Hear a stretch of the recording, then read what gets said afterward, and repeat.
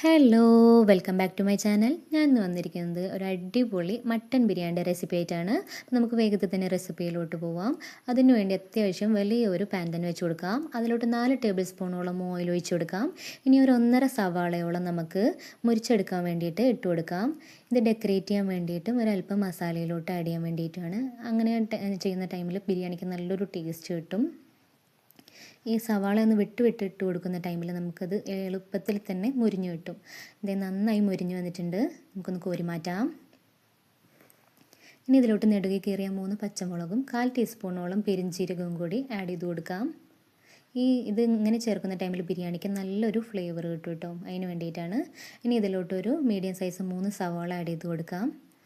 750 ഗ്രാമോളം റൈസിന് 3 സവാളയാണ് ഉപയോഗിക്കുക. നന്നായി ഒന്ന് വഴറ്റി വന്നിട്ടുണ്ട്. ഇതിലോട്ട് ഇഞ്ചി വെളുത്തുള്ളി പച്ചമുളക് പേസ്റ്റ് ഒന്ന് ആഡ് ചെയ്ത് കൊടുക്കാം. ഇതിൻ്റെ പച്ചമണം മാറി വരുന്ന ടൈമിൽ നമുക്ക് മീഡിയം സൈസ് 2 തക്കാളിയും കൂടി ഒന്ന് ആഡ് ചെയ്ത് കൊടുക്കാം. ചെറുതായി അരിഞ്ഞ തക്കാളി വേണം ആഡ് ചെയ്ത് കൊടുക്കാൻ. ഈ തക്കാളി ഒന്ന് നന്നായി ഉടഞ്ഞു വരുന്ന ടൈമിൽ നമുക്ക് പൊടികളെല്ലാം ചേർത്ത് കൊടുക്കാം. 1/2 ടീസ്പൂണോളം മഞ്ഞൾപ്പൊടിയും 3/4 ടീസ്പൂൺ മല്ലിപ്പൊടിയും 1 ടീസ്പൂൺ കുരുമുളക് പൊടിയും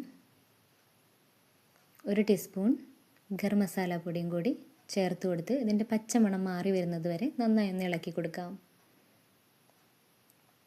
മുളക് പൊടി ആഡ് ചെയ്യുന്നില്ല. പച്ചമുളകിൻ്റെ ഫ്ലേവറാണ് ബിരിയാണിക്ക് കൂടുതലൊരു ടേസ്റ്റ് വരുന്നത്. ഇനി കറിവേപ്പിലയും മല്ലിയിലയും കൂടി ചേർത്ത് കൊടുക്കാം.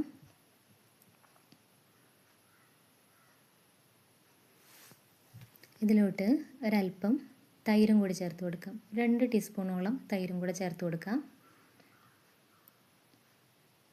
ഇനി ഇതിലോട്ട് 1 കിലോനോളം വരുന്ന മട്ടനാണ് ചേർക്കുന്നത്. 750 ഗ്രാം റൈസിന് 1 കിലോ മട്ടനാണ് എടുത്തിട്ടുള്ളത്. ഇത് പ്രഷർ കുക്കറിൽ 4 വിസിലോളം വേവിച്ച് ഒരു 15 മിനിറ്റോളം ആ എയറിൽ വെച്ച് തന്നെ വേവിച്ചെടുത്തതാണ് കേട്ടോ. ഈ മട്ടണിൽ നമ്മൾ ആവശ്യത്തിന് വെള്ളവും 1/2 ടീസ്പൂണോളം മഞ്ഞൾപ്പൊടിയും ആവശ്യത്തിന് ഉപ്പും 1 ടീസ്പൂൺ ഇഞ്ചി വെളുത്തുള്ളി പേസ്റ്റും കൂടെ വെച്ച് വേവിച്ചതാണ് കേട്ടോ. ഇനി ഇതിലോട്ട് ആവശ്യത്തിന് ഉപ്പിട്ട് കൊടുക്കാം. ഈ മസാലയിൽ നിന്ന് മട്ടണിലോട്ടൊന്ന് പിടിച്ച് കിട്ടാൻ വേണ്ടിയിട്ട് നമുക്ക് മട്ടൺ വേവിച്ച് വെച്ചതിൻ്റെ കുറച്ച് സ്റ്റോക്കും കൂടെ ഒഴിച്ചു കൊടുക്കാം. ഇനി ഇതെല്ലാം കൂടി ഒന്ന് നന്നായി മസാല ഒന്ന് നന്നായി മട്ടണിൽ പിടിച്ച് വരാൻ വേണ്ടിയിട്ട് നമുക്കൊരു 10 മിനിറ്റോളം ലോ ഫ്ലെയിമിൽ വെച്ച് ഒന്ന് അടച്ച് വെച്ച് കൊടുക്കാം. ഈ ടൈമിൽ തന്നെ നമുക്ക് റൈസ് ഒന്ന് റെഡിയാക്കി എടുക്കാം. അതിന് വേണ്ടിയിട്ടൊരു 4 ടേബിൾ സ്പൂണോളം ഓയിൽ ഒഴിച്ച് കൊടുത്ത് അതിൽ പട്ട, ഗ്രാമ്പു, ഏലക്ക, പെരിഞ്ചീരകം 1 ടീസ്പൂണോളം ഇഞ്ചിയും വെളുത്തുള്ളിയും പച്ചമുളകും ചതച്ച പേസ്റ്റും കൂടി ഇട്ട് കൊടുക്കാം. 3 കപ്പ് റൈസിന് 5.25 കപ്പ് വെള്ളമാണ് മുഴുവനായി എടുത്തിരിക്കുന്നത്. 5 കപ്പ് സാദാ വെള്ളവും 1/4 കപ്പോളം മട്ടൻ്റെ സ്റ്റോക്കുമാണ് എടുത്തിട്ടുള്ളത്. ആ സ്റ്റോക്ക് ഒഴിക്കുന്ന ടൈമിൽ ബിരിയാണിക്ക് ഒരു ഭയങ്കര ടേസ്റ്റ് വരും.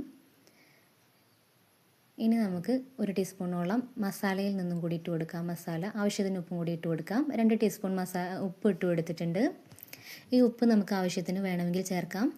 1 ടീസ്പൂണോളം വിനേഗറോ അല്ലെങ്കിൽ നാരങ്ങ നീരോ നമുക്ക് ചേർത്ത് കൊടുക്കാം. നന്നായി തിളച്ച് വരുന്ന ടൈമിൽ നമ്മൾ അരമണിക്കൂറോളം കുതിർത്ത് വെച്ച ബസ്മതി റൈസ് സ്ട്രെയിൻ ചെയ്ത് വെച്ചാണ് ഒന്ന് ആഡ് ചെയ്ത് കൊടുക്കാം. ഇനി നമുക്കൊന്ന് അടച്ച് വെച്ച് വേവിക്കാം. 80% വെന്ത അരിയാണ് കേട്ടോ, ചോറാണ് കേട്ടോ നമുക്ക്. ഇനി അതിൻ്റെ മുകളിലോട്ട് നമുക്ക് റൈസ് വെന്തതൊന്ന് പരത്തി ഇട്ട് കൊടുക്കാം കേട്ടോ. നമുക്ക് ദം ചെയ്യാൻ വേണ്ടി ഇങ്ങനെ ഈ ചൂടുള്ള മസാലയിലോട്ട് റൈസ് ഇട്ട് കൊടുക്കാം.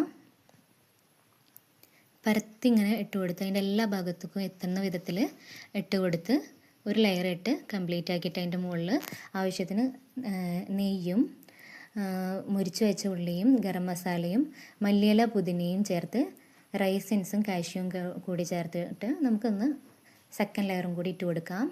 സെക്കൻഡ് ലെയർ ഒന്ന് ഫില്ല് ചെയ്ത് വന്ന് അതിലോട്ട് സെയിം പ്രോസസ്സ് തന്നെ ഈ നെയ്യും ഉള്ളിയും പിന്നെ ഗരം മസാല പൗഡറും മല്ലിയില പുതിന റൈസിൻസ് കാഷ്യൂം കൂടെ ഇട്ട് കൊടുക്കാം. ഇനി ഒന്ന് നമുക്ക് ഒരു ഫോയിൽ പേപ്പർ വെച്ചിട്ട് കവർ ചെയ്തെടുക്കാം കേട്ടോ. എയർ പുറത്തു പോകാത്ത രീതിയിൽ നമുക്ക് 15 മിനിറ്റോളം ലോ ഫ്ലെയിമിൽ വെച്ച് വേവിച്ചെടുക്കാം. ഒരു 15 മിനിറ്റോളം നമുക്ക് ഫ്ലെയിം ഓഫ് ചെയ്തതിന് ശേഷം 15 മിനിറ്റിന് ശേഷം മാത്രമേ തുറന്ന് നോക്കാൻ പറ്റൂ. ഇതേ നമുക്ക് നന്നായി വെന്ത് വന്നിട്ടുണ്ട്. കറക്റ്റ് ഒരു വേവായി കിട്ടിയിട്ടുണ്ട് കേട്ടോ. നമുക്ക് ഈ അടിയിലെ മസാല ഒന്ന് മുകളിലേക്ക് വരുന്ന രീതിയിൽ നമുക്കൊന്ന് നന്നായി ഇളക്കി കൊടുത്ത് നമ്മുടെ അടിപൊളി കല്യാണ ബിരിയാണിൻ്റെ ടേസ്റ്റുള്ള മട്ടൺ ബിരിയാണിയാണ് കേട്ടോ.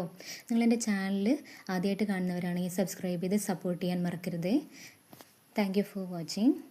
ബൈ.